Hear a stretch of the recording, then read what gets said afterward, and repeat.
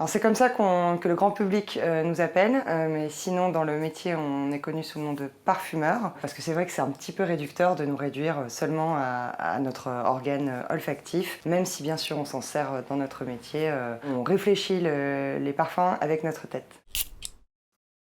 C'est mettre en odeur des images, des mots, des sons, des couleurs, ou ça peut être un lieu, ça peut être une balade au bord de mer par exemple, qui est le début de l'histoire.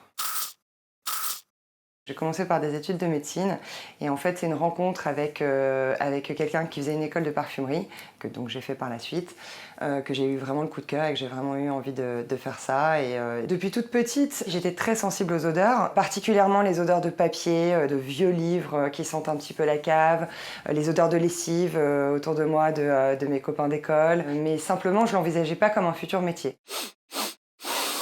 La première chose que je fais en arrivant le matin, c'est sentir en général les essais que j'ai fait la veille. Je profite du fait que j'ai le nez frais pour sentir tout ce qui a été fait précédemment. Pour faire des parfums, on utilise des poudres et des liquides que l'on fait chauffer au bain-marie. Pour éviter de mettre le feu au labo, je vérifie de bien avoir éteint les plaques chauffantes et puis les radiateurs, etc.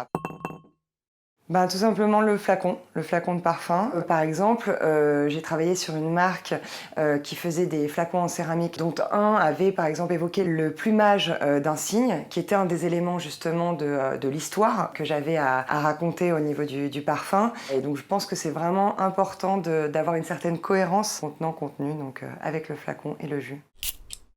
C'est toujours une grande fierté, un grand plaisir quand je rencontre quelqu'un qui a acheté un des parfums que j'ai créé ou qui le porte et qui me dit ce qu'il en pense, ce que ça lui procure comme émotion. C'est le meilleur retour qu'on puisse avoir en fait.